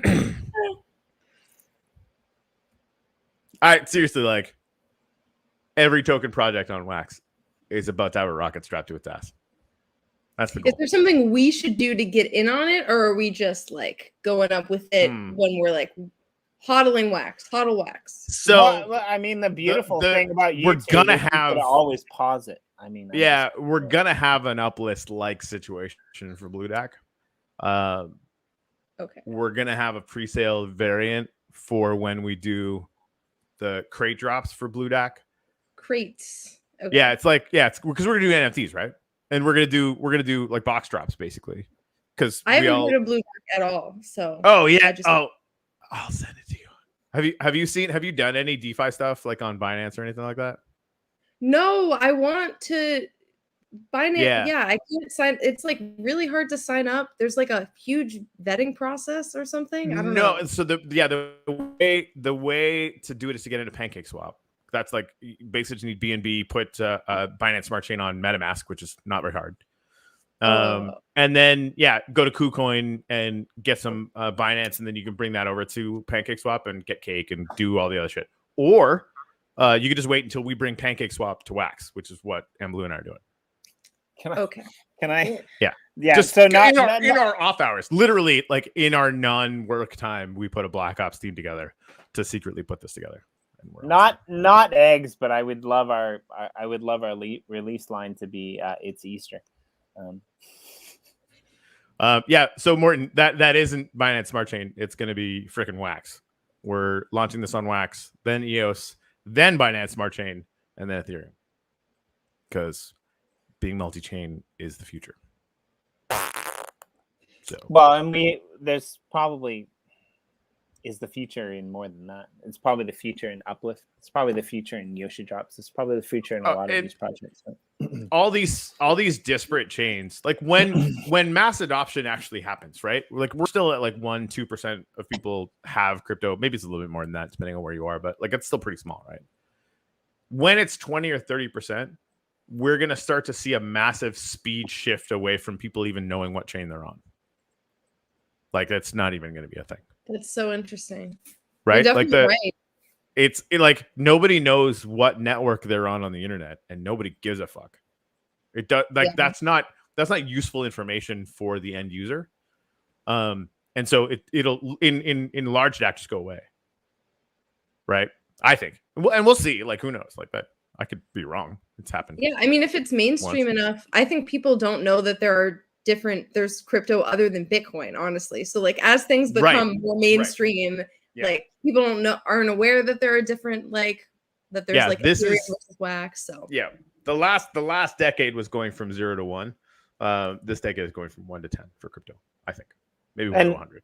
And you know what's crazy to me about that, Sam, as well is like, do you remember like 3-4 months ago when Bitcoin jumped, through the all-time high and then like leveled out at like 35 and then went to like where we were now and then like back down to like 30 and now we're back up like to where we are now?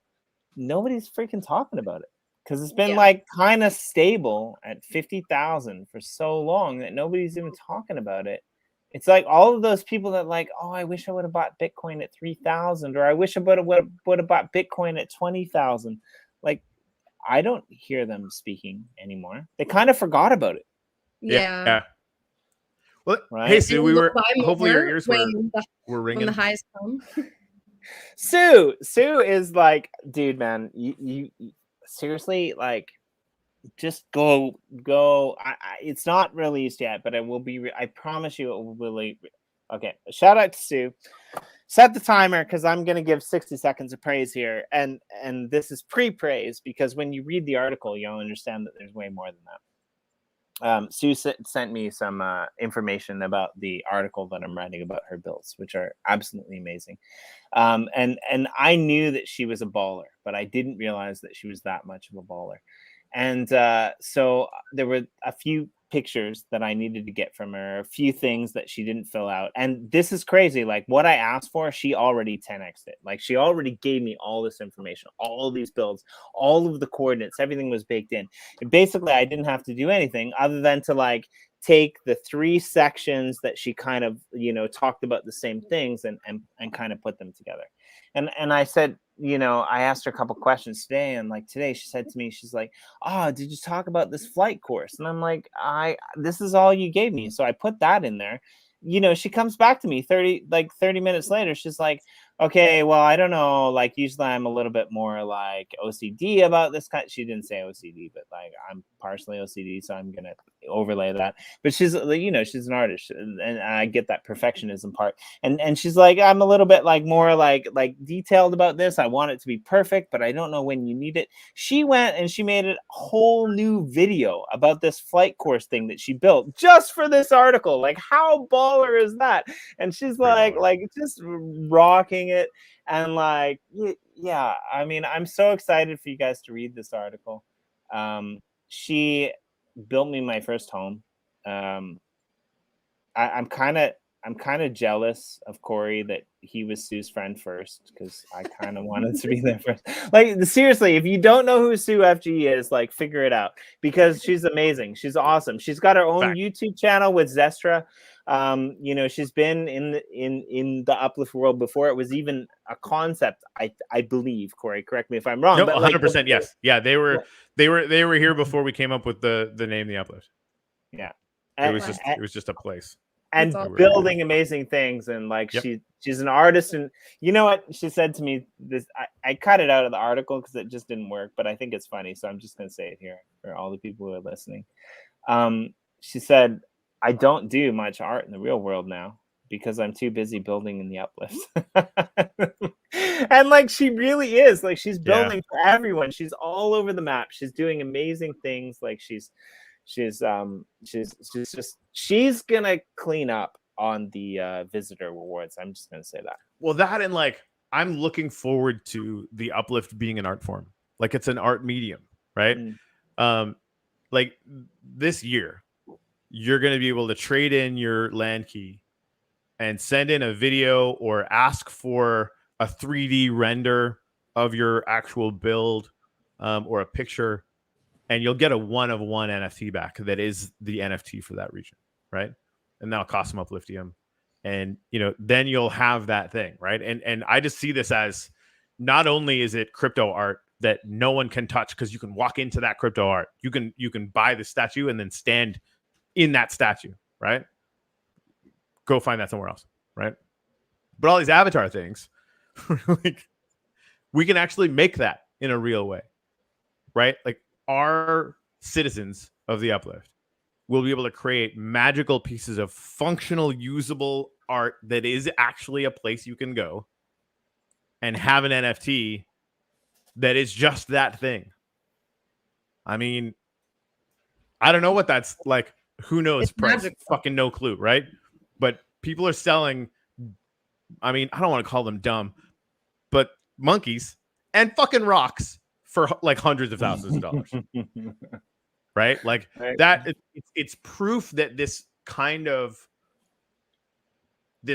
sharing of value will operate at scales that are absurd. And we're going to bring far, far more value, in my clearly humble opinion. Well, and this goes back to our Friday cast where we were talking to cute as fuck designer Jorge. And he's Peruvian, and he's working for a company in Brazil because there's not very many jobs in Peru. And now he's releasing his first NFT series with Galleria NFT, and he's priced them in USD. Like, that's crazy. This metaverse, this NFT, this world of art is allowing people to actually reach beyond their own borders or beyond their own localities and like play the game, right? DeFi does the same thing, right? Like, these connections of people who get what you're talking about, right? Like, if you're working at a factory or a convenience store or an office and you're going in there every day and you're excited about Bitcoin or Wax or NFTs or DeFi, and people are looking at you like you're absolutely insane.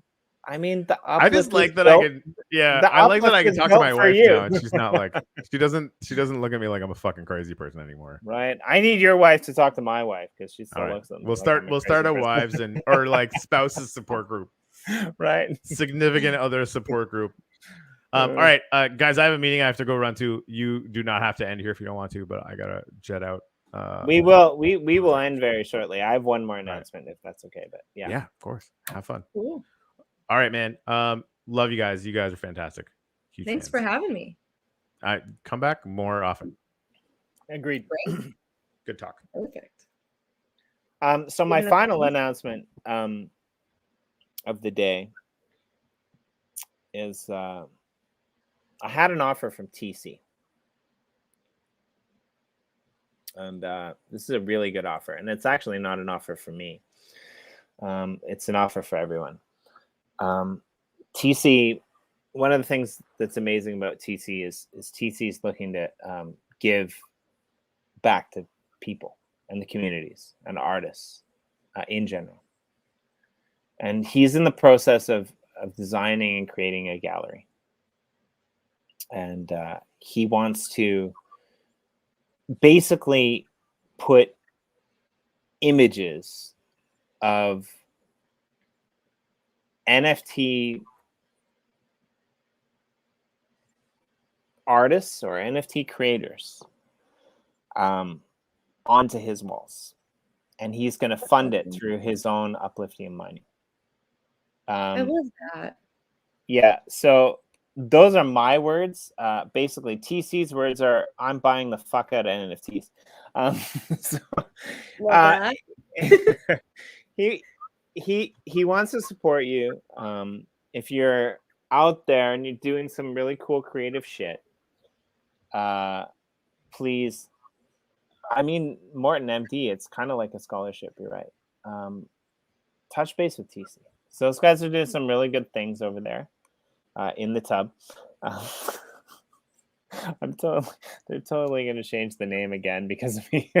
But yeah, like they're doing some really interesting things over there.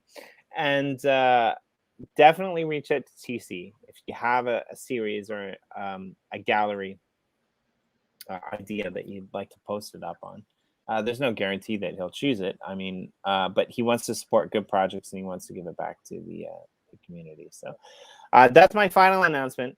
I apologize for being away for a while. I also apologize for being a little bit loopy because, you know, I was really excited to come here and meet you, Sam. I mean, we talk sometimes, but. So glad I could be here. And I guess my final announcement is everyone come to the Enter the End event. Sorry, I messed that up. Enter the End event today at 4:30 p.m. EST. Well, why don't you explain it? What's the Enter Event event? Sorry. Yeah. Enter Event event. What is the Enter Event event? What is the Enter the End event? Must enter end when enter end. So we are opening up portals to the end at all of the spawns on all of the servers. And we're basically going to be having the end open for events only from this point forward. Not sure if that'll change in the future. But for now, we are going to have the first event opening today at 4:30. The end will be reset. It's going to be a different end in each world. There's going to be a new seed to generate it at the beginning of each event. And basically, we're going to have this first event running and open until active rewards start for an undefined period of time. Wink, wink, you know. And yeah, it should be fun. And at the end, we'll close it. The portal will be gone. It won't be at spawn forever, just during the events. And we'll open it back up each time we have a new event. So it should be fun. Corey used to always reference me as the writer. There's this what's the show called? It's like they're doing like a startup company or something. I haven't watched it because we don't get it here. Anyway, like the writer, he like works distance ed and like, you know, he's a little bit unsure of things. So like that's kind of how I feel recently since you've come on the scene. So I don't know the answer to Morton Matt D's question.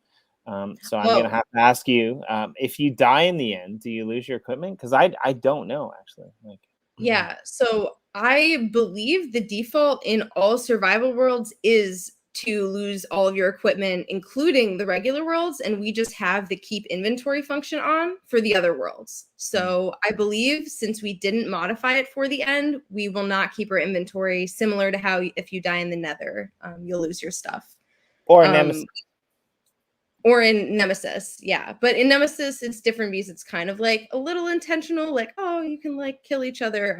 But in the nether, you're not supposed to kill each other. So we're not, I don't believe we're saying that this is PvP. I think we're keeping like with nether rules, I believe, from what I know. I don't know if Jimmy, you've heard anything different. But I don't think today, I think today is about kind of like exploring the end and kind of like venturing out, finding those end ships, hanging out together, fighting some Endermen. Not necessarily just today, but this event. Yeah, I don't think that we've actually talked about this, but that's not actually a bad idea either. Like to have nether events might be fun. We could do some like races or some really interesting things. I don't think it's been put on our map yet. I think kind of the end event maybe came first, but that's an interesting little side segue.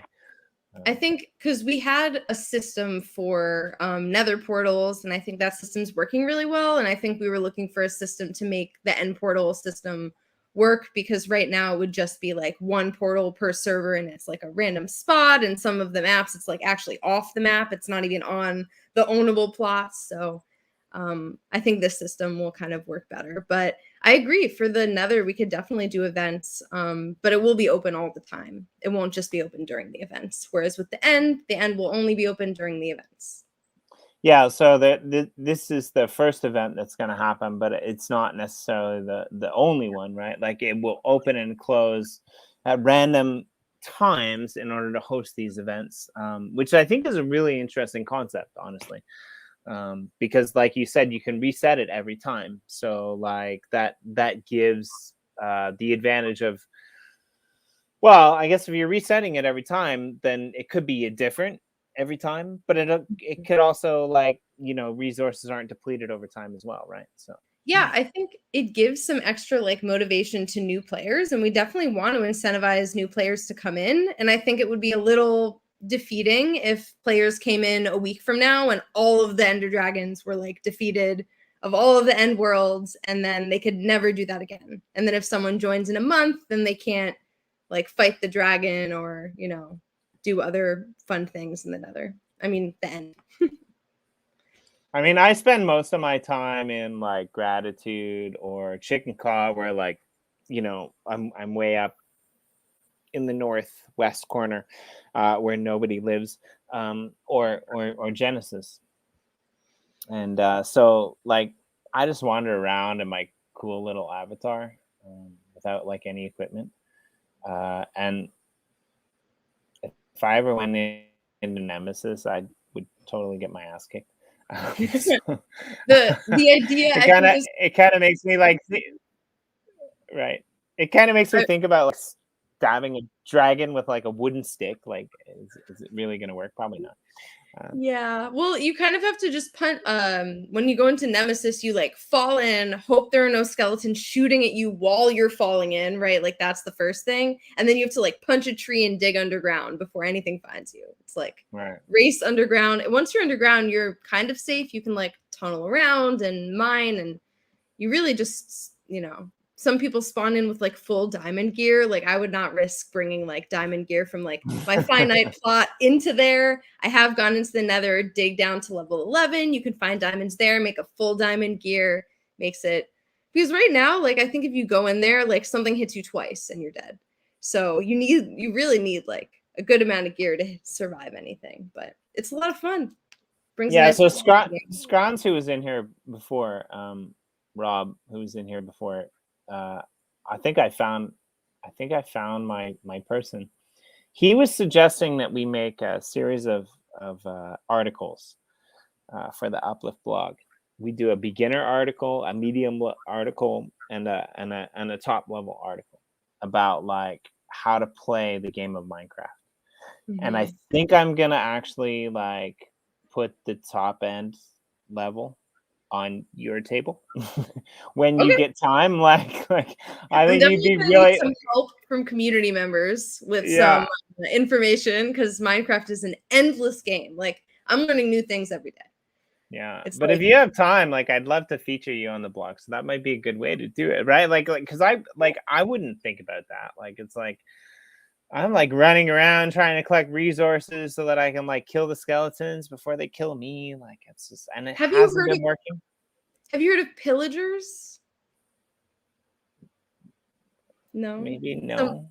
The other day, someone asked me if we're getting rid of pillagers, and I thought it was a typo. And I said, well, we're replacing villagers with shops. And they said, no, pillagers are a different mob in the game, and they spawn in like raid villages or something. And I learned this out like 2 days ago. And I'm like, I've been playing Minecraft for 10 years. I'm never going to know it all. Literally never. So I will try my best, but I'm definitely going to need some help. Nice. One more question from Sue. How do you get back from the ends? My guess is you go through the same portal. I've only been there twice ever. So I believe you go through the same portal unless you have to find a portal back. I don't know. Someone in the comments might actually respond to that and know more information. Not sure. Okay, fair enough. I really mean, like, I guess the end is where you win the game, right? I mean, yeah, but it continues. Like, you're supposed to be able to like take the egg back, like I think there's like, you don't get scales. You get like the head of a dragon or something. You get like an egg and a head or something, and you're supposed to be able to take it back to your world and just like, because it's an open world game, so they technically have like an end and a story, but it can go on forever. So is it like I don't know the answer, and maybe you don't know the answer, but is it like Mario Brothers, where like when you beat one of the Kid Koopas, then you just end up back in Fairyland and you're like bouncing around? No, I don't know. You definitely stay in the end. There are credits. There are end credits that you get, but I don't know how that works in a multiplayer world. So, okay, thank you, Small Town Cowboy. The official Minecraft forum says, once a player enters the end, the only way to get back is to die or defeat the Ender Dragon. Okay. Really? And that was after Sue said, I'm doomed. So does that mean, wow. So wait, when someone defeats the Ender Dragon, I guess a portal pops up. Maybe, yeah. Maybe they just end up. Care of it. It's a pretty tricky process. There's like towers everywhere. You have to like run around and like hit all the lights out, and the Ender Dragon flies around. And it's like pretty crazy. I've seen people do it once. Yeah, it looks interesting for sure. I definitely will watch people do it if they're doing it. It's definitely a sight to see. I wonder if it's the same. Yeah. I would guess you need to keep your inventory. You probably can't die. You probably have to make it back there to your plot via portal, which I didn't know only appeared if you defeat the Ender Dragon. We all teaming up on the dragon, we should get out. Yeah. I mean, there's only one dragon per server, so as long as someone's first goal is fighting the dragon, and the egg is super valuable. So I'm sure people will beeline to the dragon. I want to check out some end ships. I hear they're pretty cool. Yagi's asking if command blocks are allowed. I'm not entirely sure what command blocks are. Do they let you spawn items? So I think command blocks, if my understanding is correct, I think command blocks let you, you know, when you're building stuff, when you're creating stuff, they allow you to basically copy and paste something. If I'm correct, I might be wrong on that. I'm like, seriously, I've been playing Minecraft for like 4 months. That's it. Wow. And I'm not even like very good at it. What was your first build, Jimmy? So yeah, it's a great question. So I was doing the show with Corey, and we were doing it on a different channel, a couple different channels actually. But we started doing it on a Chirpcast channel, and I got introduced to Corey through Blue. And he wanted to interview me about what we were doing with Uplift Nation at the time, which doesn't exist anymore because it ported into Uplift Art, and then all of this other stuff that we're doing. And we had so much fun that we were like, hey, let's just do this weekly. And so we decided to do this show called ESIO Weekly. And about a few weeks in, Corey said to me, he's like, hey, do you think like it would be okay if we just went in and we put up some gratitudes? I have this like little server and I'd like to put up some gratitudes. And I'm like, I don't know, man. I'm like, we're kind of in crypto and we're trying to like build a serious, network here. And it's kind of like, I don't want to like freak people out because like we're doing weird Minecraft stuff. And he's like, dude, just give me, this is what I love about Corey, right? Because he overextends everything. But he's just like, just give me a month. Just let me do it for a month, right? Like if I was going to say that to somebody, I'd be like, yeah, give me 3 days. But anyway, Corey said, just give me a month and I'll prove to you that it's a thing. And we had these people coming on for our media mogul show because we had ported away from ESIO Weekly to doing five shows a week. Which we still do now. And they were these people who weren't in Wax, they weren't in EOS. They're predominantly crypto people. And they came on to our show and we put up the gratitudes and they went nuts over it. And they're just like, this is what we do every single day. They're actually documentary filmmakers and they just love the idea of gratitudes. And, they're so busy doing what they're doing that they don't have much of a presence in the Uplift now. They're called New Kids on the Blockchain. They're really good. You should definitely follow them. But they were just really cool people. And after about 3 days, I said to Corey, I said, well, yeah, done. Like, we'll do this every single episode. And after that, it took me a long time to actually get into Minecraft. It took me like probably a month or maybe even more. And I remember Corey let me come in when he got me hooked up and I came in. He's just like, you got to come in. So we were at one of the gratitude ceremonies that happens on Sunday. And I didn't know anything about Minecraft. And like, I was trying to open the chest to get one of the signs and I broke it. And all the stuff ended up like sprued across the floor. And Corey's like, that's it. Admin power is gone. You're gone. Like, you're out. I'm like, so I couldn't do anything. It was pretty funny. Yeah. The first time I logged into Minecraft ever, I didn't know how to jump. I just didn't know how the controls. So I was just walking, and every time there was a down, I was just going down, down, down, until I ended up in a puddle and I drowned. And that was the first time I died in Minecraft because I couldn't get out. Oh man, I have some really good stories. Like, this is before we had different servers for different sectors, and I was trying to get to my plot. I really wanted to do it myself. I didn't want to be teleported. I didn't want to be sent. Right? There was only one section, which is now Genesis, and the rails weren't fully laid yet, so you couldn't use them. And I fell. Old school.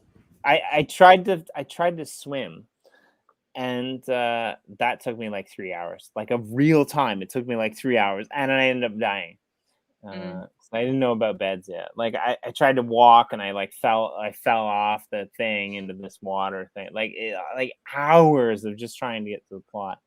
But then the whole area was picked up and moved to Genesis. So I started building the Jenner EOS build, and Greg helped me out. He laid in the framework for what became Jenner EOS Mountain, and it was basically just a flat 2-dimensional surface of their logo, which is a giant heart with a diamond in the middle. But I decided I wanted to make it 3-dimensional, so like I built it up with gold and a bunch of other elements that have the same color. And that's kind of where I met Sue, because Sue came in, she wanted to help me, and she built my little house for me. And like we did it. I built an underground city that nobody sees on the Genesis map. But I haven't been in there in a really long time. And it was way cooler before all the animals got killed. Because we had like turtle sanctuaries and like underwater farms and stuff like that. But now there's just like big open spaces with no animals because they all got taken away. You can lure them back. No. There are no animals in Genesis. Oh, in Genesis at all? Yeah. Oh, I didn't know that. There might be some bees actually, but like the majority of animals, I think were there was some cat spawners that like basically lag the server. So, and I mean, to be fair, I mean, yeah, I mean, you don't really need anything in Genesis, right? I was annoyed because I wanted it as part of my design, but I mean, I get it. You could put picture installs of the animals in each of the spaces. I mean, it's a lot more humane than like keeping them in enclosed areas, right? Yeah, that's true. Yagi, you might be right. They might be back. There might. I don't know. I've never tried. So I should throw. Actually, no, you're 100% right. They are back because when I did the M Blue thing, we did it inside. Yeah, you're 100% right. When I can definitely put the turtles back in the sanctuary. Thank you. Awesome. When we did the M Blue, riddle, we did it inside of Mount Jenner Eos, and I went in there one day, and there were like hundreds of thousands of chickens because somebody had just thrown them in there. So Gary came in and killed them all. Could be. I don't know. I'm not sure. I think maybe people were just throwing chicken eggs though, like, and then they were like created, but I'm not sure. Interesting. But yeah, maybe you're right, Yagi. I'll have to check that out. So I'm excited. I want to do something with you. I'm not sure. We're gonna have to talk off air because I want to find a way that like you can find some people to implement your ideas, and I'd like to make some kind of event out of it because I think that would be really cool. If Super Sam had a crew, that's what I would like to do. But Super anyway. Sam. I really enjoyed this time. I hope everyone else enjoyed it as much as me. It's been a really long time since I've been on the stream, and this is the first time that I've ever actually had the pleasure of having Sam here. And of course, I always enjoy listening to Corey rant about what he rants about what best, because he really does rant about these things really well. And I'm lucky to have him as a friend, and I'm lucky to have you as a member of what keeps this world ticking. Because I wouldn't be able to do what I do without you, Sam. And I hope you know that. I am so grateful for all of you guys. Everyone on the team has been so supportive. All time, my favorite job ever, 100%, without a doubt. I mean, are we even allowed to use the word job? It doesn't feel like a job. But I think this is like the potential of blockchain and metaverses and art and creation and all of these things, right? I think people will be able to. You might not be able to quit your real world job, but you should be able to supplement it enough so that you can, balance that out, right? Yeah, and I love this. Is so fun. It's like I'm here and in one of my favorite spaces. It's awesome.